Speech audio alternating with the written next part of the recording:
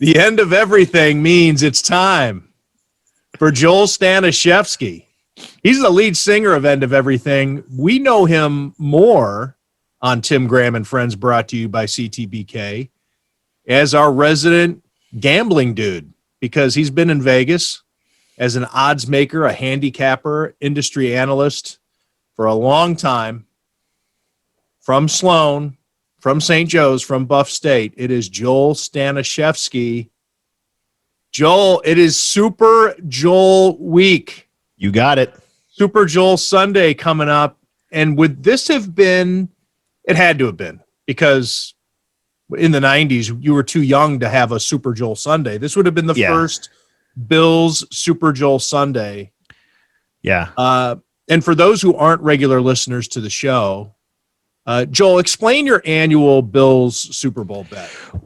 Oh, so every year I bet the Bills to win the Super Bowl, and I always bet enough that if it wins, it allows me to fly that night, either if they're really long odds, like a private jet, if not first class, to go back to Buffalo to rage for whatever 3-4 days nonstop, and then fly back. So whatever. I guess I didn't know that. I thought you had kind of factored it in to go to the game. No. Well, I mean, tickets are, like what, $5,000 for the cheapest one. Okay. I'd rather spend that $5,000 flying on a private jet back to Buffalo and party with the homies. That's pretty. I don't know if you know this, Joel, but the Bills only need to win the division for you to be able to come and rage in the streets here and celebrate. I was tempted to come back for the Kansas City game, and then I thought, like, well, when the Bills win the Super Bowl, do I come back right away for the immediate party, or do I wait for like the parade, whenever that would be? But I guess we don't have to really worry about that this year, so that's good. We'll wait till next year when the party and the parade will be right away, and we can celebrate then. Well, because there were no games last week, we didn't have you on, so this is our first time talking to you since the Bills-Chiefs game. How did you watch it? And I'm asking, I mean, look, we could have any Bills fan on here to talk about how crazy it was, but as somebody who thinks of these games also, and you're tracking the running, I'm guessing you're thinking of the games through numbers and the permutations as it goes on. How did you process the whole game, being up 9-0, kicking the field goals, all that stuff? Yeah, I was, you're not going to beat the Chiefs by kicking field goals, and we know that. We knew that, or I think we thought we knew that. And you thought the Bills knew that, right? And again, I thought that they knew that you have to cover a tight end too. But I guess So speaking of covering tight ends, I'm in a text group with my brother and sister, and we're always talking shit about the Bills and other teams and everything like that.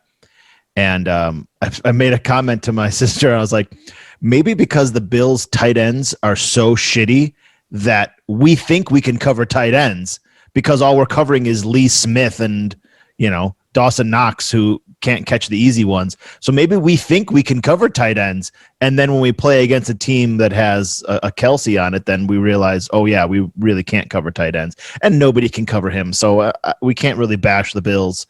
I mean, you can bash them for kicking field goals and blown plays and play calling if you really want, but I mean, no one covers Kelsey, and no one can cover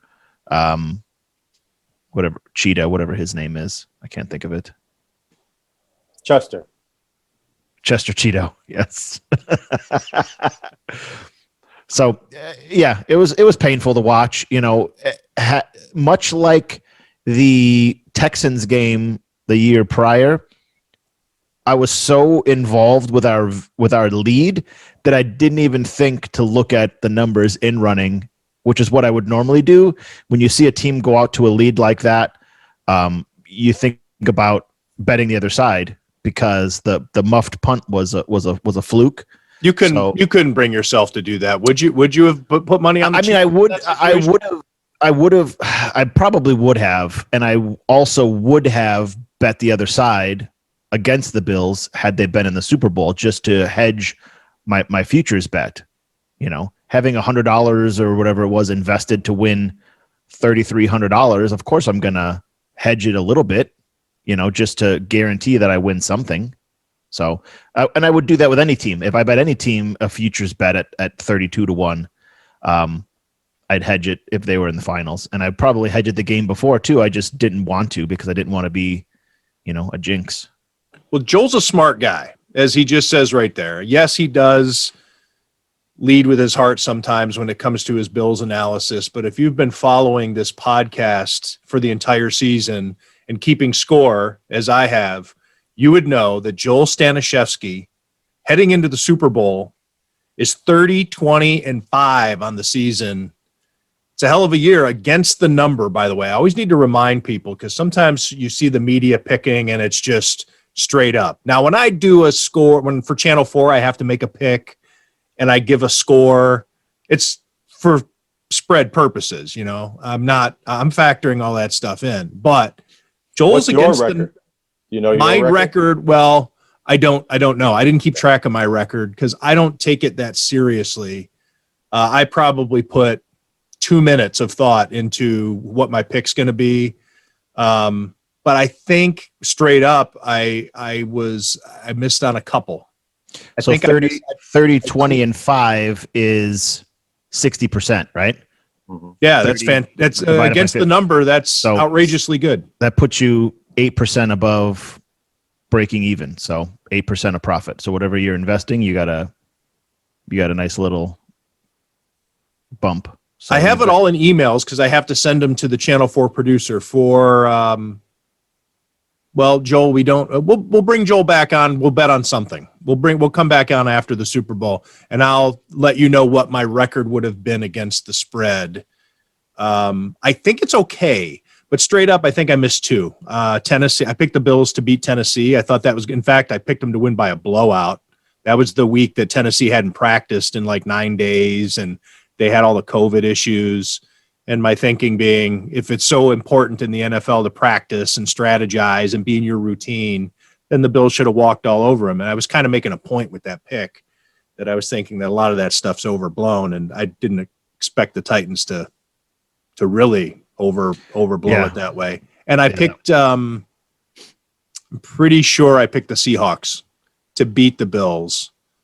But I think I got the rest of them correct. That's pretty good. And it's because the Bills, I don't think that going into that season, I would say that I'd picked the Bills 14 times. Or wait, what was their final record?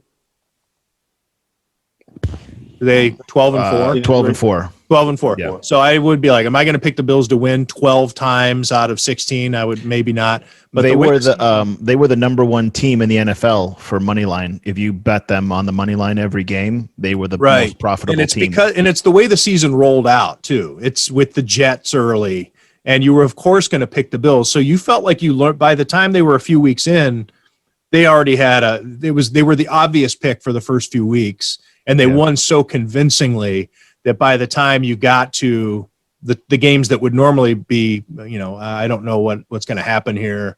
The Rams, say the Steelers game. Yeah. The Steelers game would have been a tough thought, but I knew the Steelers were playing really poorly going into that game, and stuff like that. Anyways, it's interesting because I just said that stat about the Bills were the number one team if you were betting the money line every game. If you go back to the first week of the season or whatever, whenever we started talking, I kept mentioning that the Bills money line was being undervalued. They were like a 2.5 point favorite, and they should be like $1.70, but they were like $1.45. So you were getting much better value with the Bills on the money line than you were with other teams in the same week with the same spread. So I guess do you think that can continue next year, or do you think that because so much attention has been paid to them, they'll become a bit of a betting sweetheart They will. Yeah, they will. I mean, I already looked next year's Super Bowl odds. They're 10-1. So they're like the fourth or fifth pick on the board. So, this offseason is going to be an interesting one. I just saw today that they think that the cap's going to be higher than they were expecting. But, who was it? It was like the Chiefs and the Saints are like so far over the cap next year that it's insane, like 50 million over the cap with their current contracts. So there's going to be a lot of cuts. Some players may restructure their contracts to help the cap, especially like the Chiefs. If they win the Super Bowl again, then if I was a player who wanted to win more than I wanted money, I would consider restructuring my contract to stay on that team. But I mean, teams like the Saints, I think, are so far over the cap that there's going to be a lot of different things. Oh, Fairburn's coming in hot. There's going to be a lot of different things that we don't normally see in an off season. You're going to see a lot more surprise cuts. So I think it'll be an interesting off season. So depending on what the Bills end up doing, it will affect how they are perceived next year. Good to see Matthew Fairburn joining Tim Graham and Friends, brought to you by CTBK. He was busy styling his I didn't do introductions. I introduced Joel. I didn't give him the usual Jonah Bronstein from Parts Unknown. Bronstein. I try to come up with something. Auctioneers. That's very specific business. Didn't you say you had? Don't you have that's my family. Yeah. Bronstein Auctioneers is an actual company. They did auctioneering. Would you believe it? I don't know all of the details, but yeah, for many years that was my grandfather, people in my family. No kidding. I don't know if anybody's still doing it though. Matthew Fairburn from The Athletic. We should get into the family business on a future show. We'll see what businesses made the core three of Tim Graham and Friends, what their heritage, professional heritage is. CTBK, that would have to be one of them, right? No, I'm talking personally. We'll have Joel. We'll have Gene Kirshner on to talk about his background. Talk about playing college basketball. Be talking about swimming pools. That's right. Sorry to sidetrack Joel. That's what happens when Matthew Fairburn comes in. I kind of crashed the party. So yeah, next year's Matthew. Joe was just talking about how the Bills next year are 10-1, which is the fourth favorite to win the Super Bowl next year. So they're not going to be sneaking up on anybody. You'd have to assume, and of course it's going to depend on what happens in quarterback situations throughout the AFC East, but the Bills are going to be pretty heavily favored to win the division again. Yeah, for sure. How does that impact how much Joel? I know Joel has an annual Bills Super Bowl bump it ticket up. I got to bump it up. Do you have to invest more in it to get the invest return? More. Yeah, I got to take money out of my my stock trading app on my phone. Did you hit it big on the with the short squeezes? I did a little. I put a little bit on AMC, but I didn't do anything with GameStop. But yeah, I got into this a couple of weeks ago, and now it's just trouble. I love it. Basically, the same thing is. It's the exact same thing. Yeah, I worked for when I worked for Canner Gaming. We were running. I was in control of the odds because in England and over there, you can bet on the stock market where it goes. You can bet on American dollar versus European pound. You can go Australian dollar versus the yen. All these crazy markets that they were having me run. And I asked somebody is this even legal for me to be running these markets in the UK for this? And they're like, don't ask. And I was like, okay. Any stories to tell about AMC?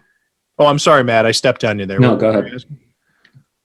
No, a buddy of mine that I used to work with at the Win, we started talking about stocks a couple of weeks ago. He's like, dude, get this app. And so I downloaded it. And he's like sending me texts like, buy AMC, buy Bank of America, and I'm just like, okay, cool. So I started following now, and now I'm getting into airlines.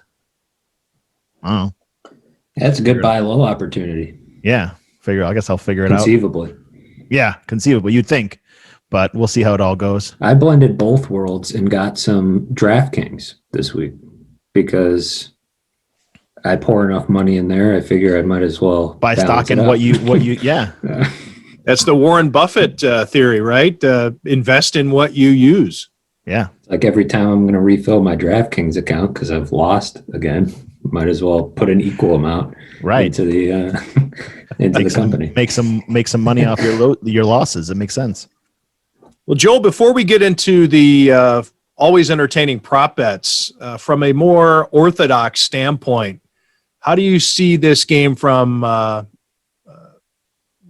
when it comes to the spread, the total? It is now 3 points that the Chiefs are giving the Buccaneers. The total is, what was it, 56? It's up what are your general thoughts? It's up as high as 57.5. Okay. So I had to, like I said to you earlier, I really had to force myself to be interested in this game because I have zero interest in either team. But I have interest in making money, so I'll do it. Well, let's stay on that point for a second, because I did want to explore that with you a little bit. Is it tougher because the Bills got closer, as opposed to a few years ago when they're out of it in late November? Would you be more excited about the Super Bowl? Yeah, because if the Bills are out of it before the playoff, you can kind of pick a different team that you're like, oh, I kind of like this team, or I like this player, or I like this coach. So you can kind of follow along their journey and have a team to back, like a secondary team. When they get this far, all you're rooting for is the Bills. So, when it gets to this point, that brings up a question that I was thinking about earlier today. Can we, as a Bills fan, be done hating Tom Brady because he doesn't play in our division anymore? Can we actually root for him and be like, cool, good for him, he's awesome? Like, we always knew he was awesome. We just didn't like how awesome he was against our team. So now that he's out of our division, can we like him again? Or can we like him for the first time and say he's okay? Well, that's the struggle, because you want to root for Tom Brady, or do you want to root for the team that just knocked you out of the postseason? And Patrick Mahomes is the new rival now. He's going to be, for the foreseeable future, it's going to be, hopefully, if you're a Bills fan, you want the Josh Allen, Patrick Mahomes rivalry to be what Jim Kelly versus Dan Marino was. Yeah. I saw a Facebook memory of mine from a couple of years ago, or probably a lot of years ago, that said, I hope Tom Brady wins the Super Bowl so he can retire. Didn't work. I don't think he's going to retire.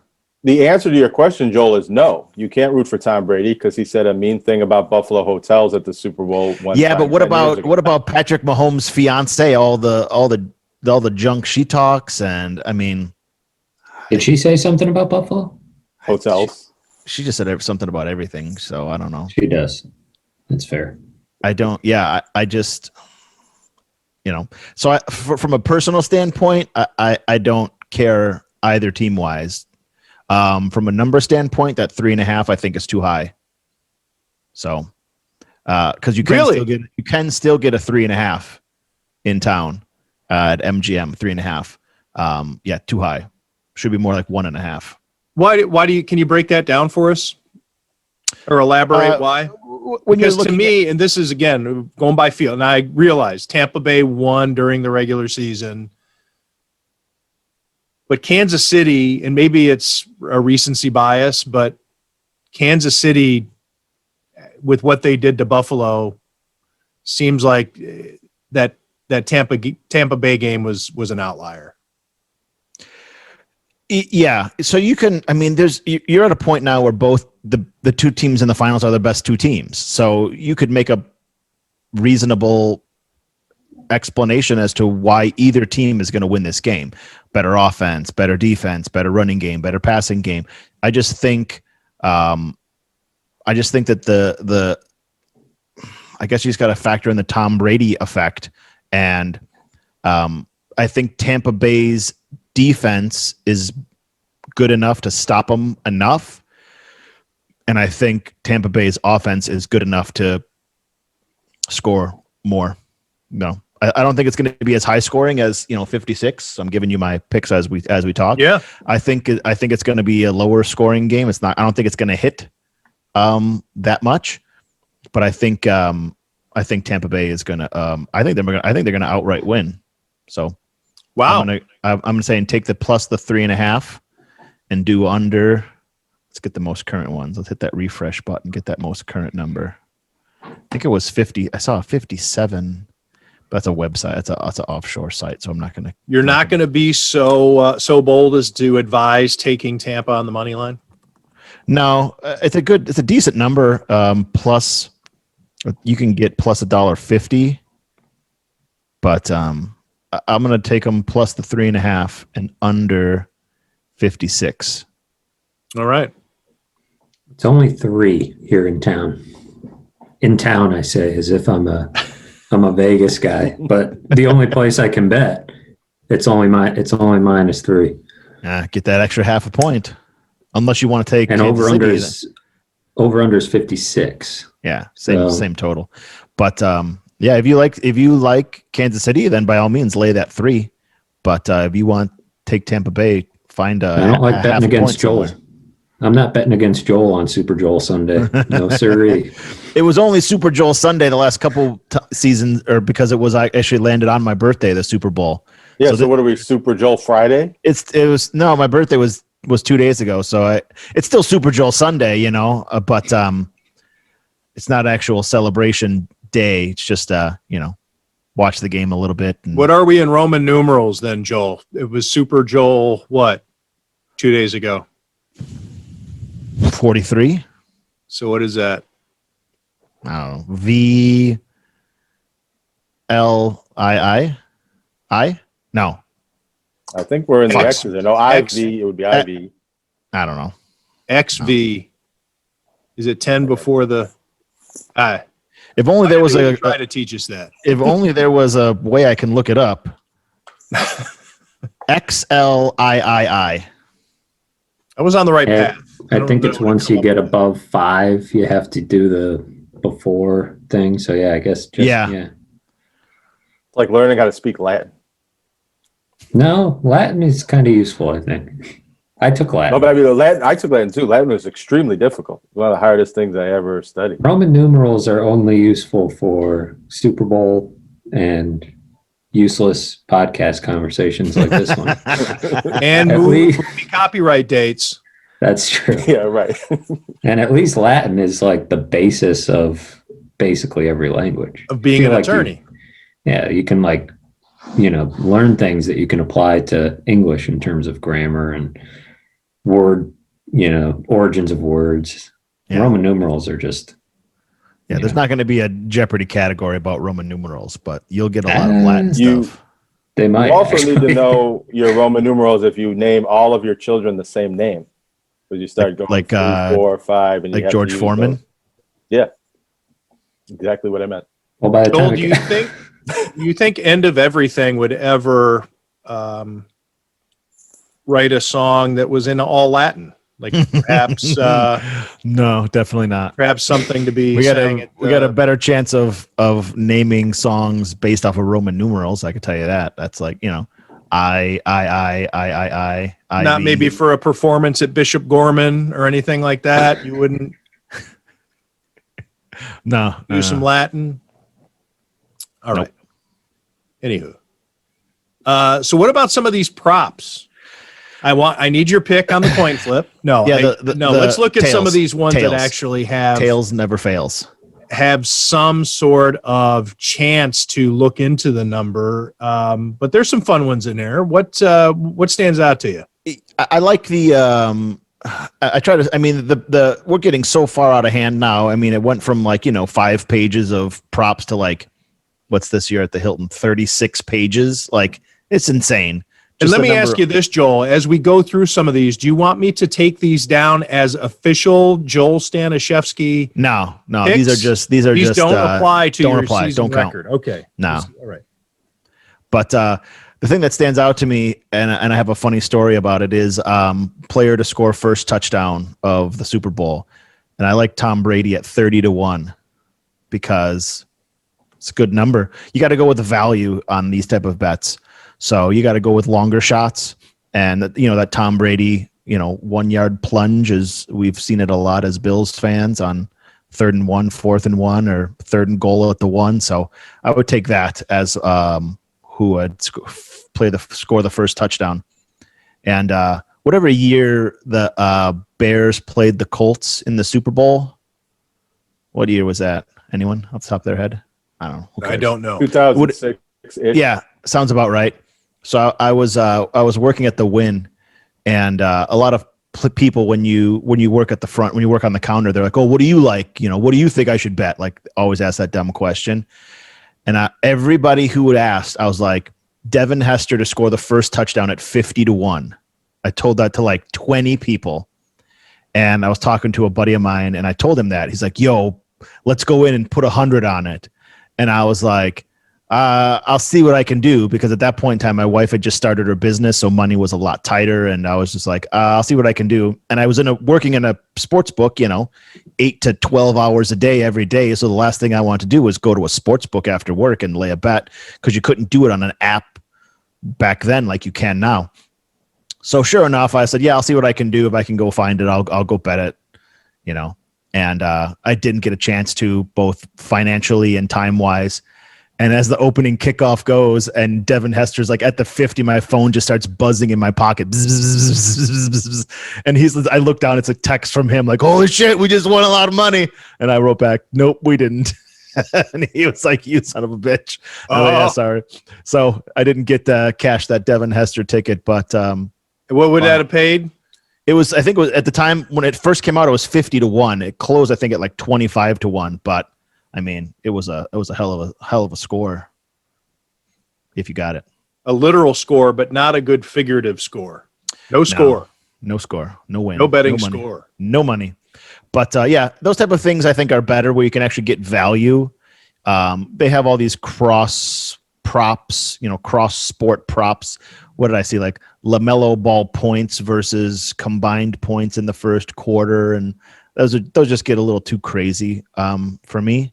The thing about it too is, and it's really easy if you stop and think about it as bettors do based on the number. But I think the casual observer is like, where do they come up with this? And it's really easy. All you got to do is come up with one number, and then find something else in sports that the analytics say this other number is probable. And then you put them together and say, all right, which one are you going to bet on? Yeah.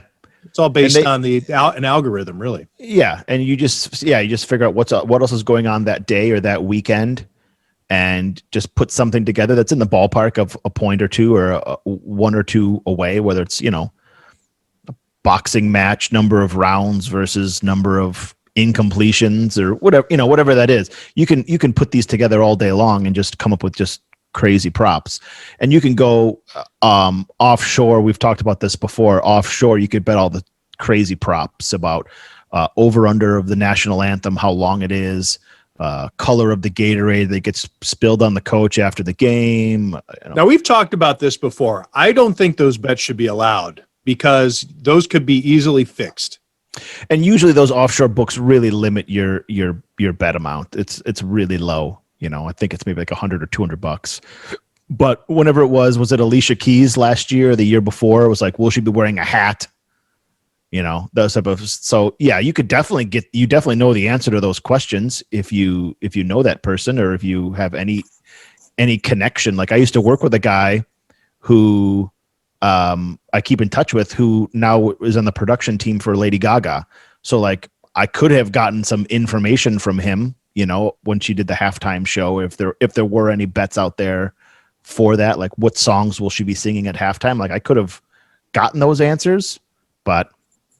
Joel, do you think, because you raise a point that I find interesting, do you think you could maybe make some money hunting for prop bets on things that maybe a bit more than the average public about? Like, say if I wanted to look at all the NBA associated bets, and I thought maybe I could be a little bit smarter about LaMelo Ball and these point totals. And if anybody could do that with the different prop bets, if you're a big Alicia Keys fan or something like that. Yeah, you can find props that are the weird props, and most books, they can only watch so many things at once. So if you can get any type of advantage, you're watching the Hornets the game before and you realize that LaMelo Ball played 48 minutes plus overtime, so he's not going to be playing as much the next game. Like, that's something that you could probably keep an eye on better than a director in a sports book could, or any type of information, or just something that you follow much closer than the sports book directors could. I remember when I worked at the Win, the director. So this was, again, years ago, when for some reason you couldn't pick heads or tails as the bet. It was which team will play the first offensive play. That was the way you had to word it back in 2005 or 6, whatever it was. And it was the Patriots and the Giants, whatever year that one was, the first one. And the director put up, 110, like, who knows what's going to happen? It's a coin flip. And he just put up a number and didn't think anything of it.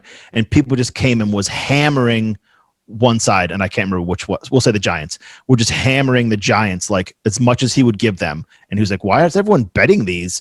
And so finally some dude told me, like, off to the side, he was like, oh, because 80% of the time Belichick defers and 70% of the time Coughlin accepts. So that's why we're just betting this so much one-sided, because we followed them throughout the year as to what they did with the coin toss. And he didn't keep that close of an eye on it. He just thought, like, that bet is even bet, because it's either going to be heads or it's going to be tails. There's no advantage. But the way that it was worded at that time, there was an advantage if you bet it. And people just hammered it for, like, it was 110 aside, and all of a sudden within like half an hour it was like minus $3 on the Giants. So again, I could be wrong with the story, with the specifics of the team or the year or whatever, but they just hammered the one side because they had the actual knowledge of who defers and who accepts. So that, you can get an advantage if you look far enough, deep enough into it. You can definitely find some advantages here and there.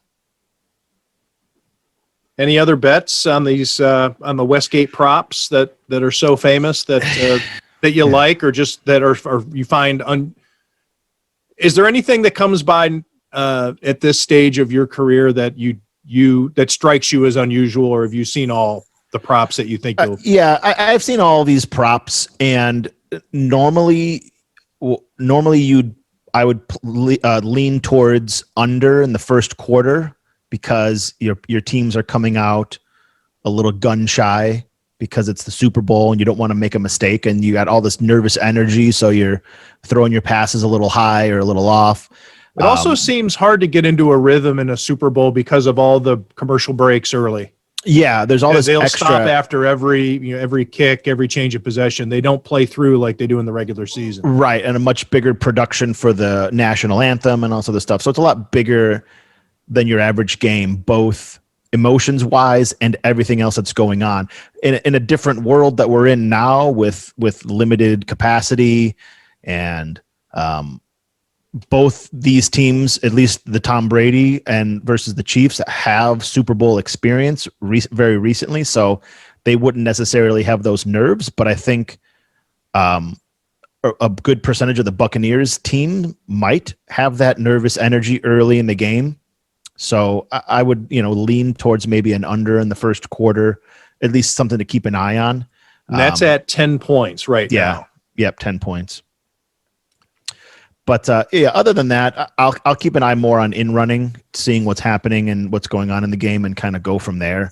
And as I've mentioned in the past, lines will adjust based upon the score and who made the score, but not necessarily how they got that score. So your pick sixes, your punt returns for a touchdown, your opening game kickoff return for a touchdown will raise the total because the points were scored, but they were scored in a way that isn't normal. So, if they raise the total from 56 to 63 after a early pick six or a fumble return, that kind of leans towards betting the under, because that score happened, but not in a traditional way. So even when the Bills were up 9, that first touchdown that they scored was on a muffed punt and got the ball, the 3-yard line.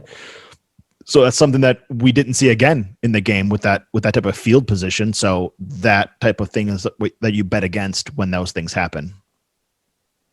Does everybody who bets running know these kind of things, and it's just about timing, or this is kind of an advanced way to? It's more of an advanced way. I think your average bettor, but whether they're betting live, at the start of the game, or if they're betting in running, are just betting with their heart and the team that they like, and they just scored a touchdown, they're good. But I mean, when you're betting in running, you got to be thinking about the things that aren't happening. In basketball, I mean, I was watching the Celtics and the Warriors the other day, and the Warriors were up by like 11 in like the beginning of the second quarter. And so I bet the other side, the Celtics, and the Celtics came back and were tied at halftime and ended up winning the game by whatever it was, 3 or whatever. But you're just getting, when you see games that have runs and have things that happen that will come back for the most part. I mean, this isn't at 100%. I'm not guaranteeing every time you do this, you're going to win money. But when you see something happen that is strange, that's not normal, then, you bet the other side and just see what happens. I see that Northern Colorado first half scoring in basketball is giving Patrick Mahomes 6.5 points on completions. It takes some thought just to figure out what that bet is for a second. But Northern Colorado first half points minus 6.5 versus Patrick Mahomes completions. Or you can bet on the money line. Minus 110 either way. Air Force in the first half giving 7.5 over Kansas City rushing attempts. So, all that good stuff. There's none of that fun stuff on the Seneca Buffalo casino. They don't. Yeah. Where Matthew Fairburn would probably get in deep is something like what I'm seeing here in front of me from the Superbook at the Westgate in Las Vegas.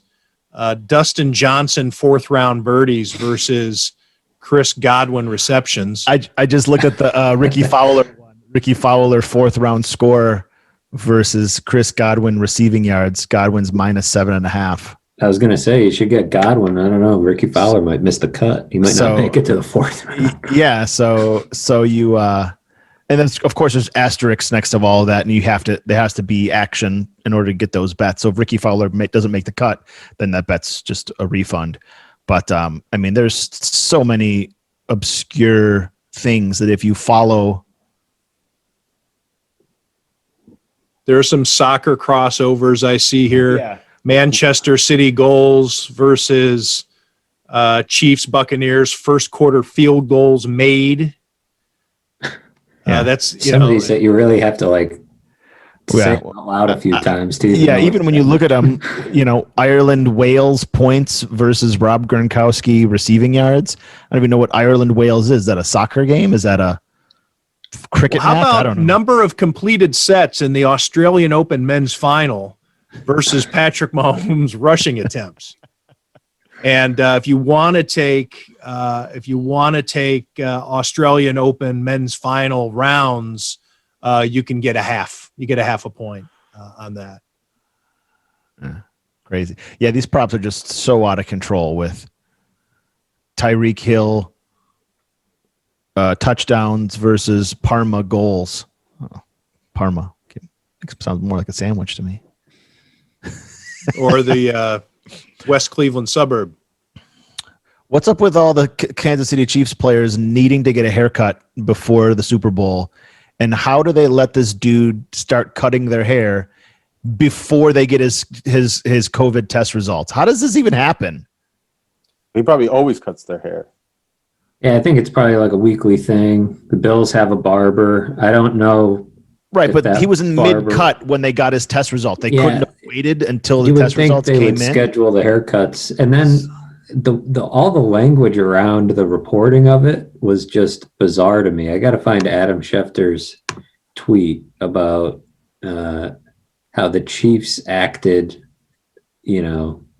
The Chiefs acted wisely and aggressively and pulled the barber mid-cut once the test results came in. Like, first of all, if you're acting wisely, to your point, he's probably not cutting the hair before he gets his test result back. And can we, I don't know, have a little bit of humanity for this man who just tested positive for COVID, probably because of some of this work that he does? Acted aggressively. They eliminated the threat. They just grabbed him and snatched him up and this guy is dragged sick. him out. Yeah, he had a pipe bomb in his duffel bag. So what happens to the dude with half a haircut? Does another barber come in? I think they did finish it. Somebody came out and said that they said he was already a close contact, so he said just finish the haircut. And don't breathe on me while you're doing it. Hold your breath. Finish it up. I don't think he tested positive, but It'd be funny if one team shows up for the game all clean shaven and prim and proper, and the other team looks like they haven't showered or shaved in 3 weeks.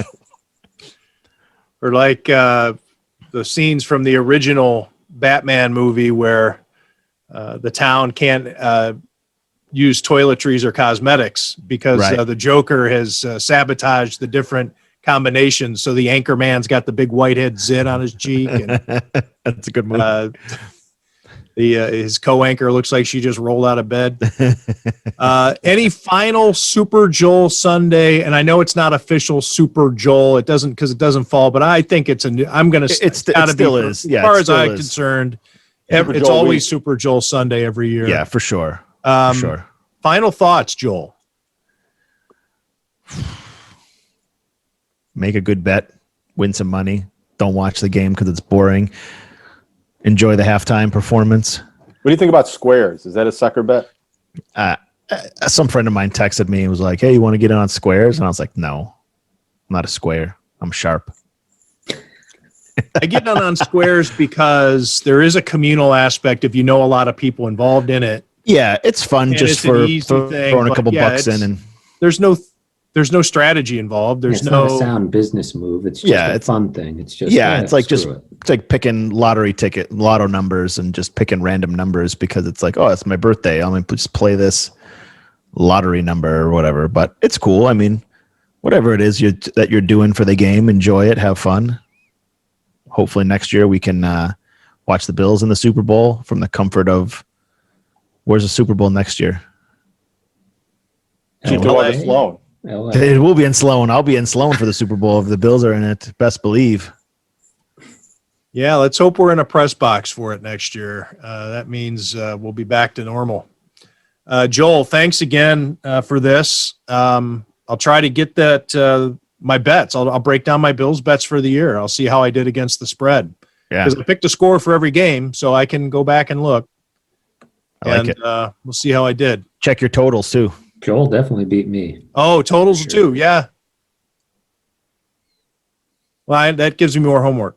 I don't like that, but you got to do it, right? Yeah, you got to do it. You got to see how you did.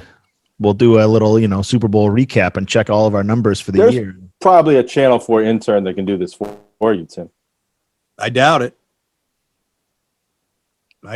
Hey, before I let you guys go, I need to remind you that Tim Graham and Friends is brought to you by Shampoo, Travis, Besaw, and Kirshner, CPAs and business consultants. CTBK. I was trying to take it off the gallery view on the thing, so that way you guys just didn't have to sit there and stare while I was giving the read for CTBK, and I lost my place. So let me start over. You don't want an audience? As I was saying, Tim Graham and Friends is brought to you by Shampoo, Travis, Besaw, and Kirshner, CPAs and business consultants. CTBK is a leading accounting firm with a growing team of accountants and business consultants with roots in Amherst, New York. CTBK pairs every project with a focus on a human connection between its team and the client.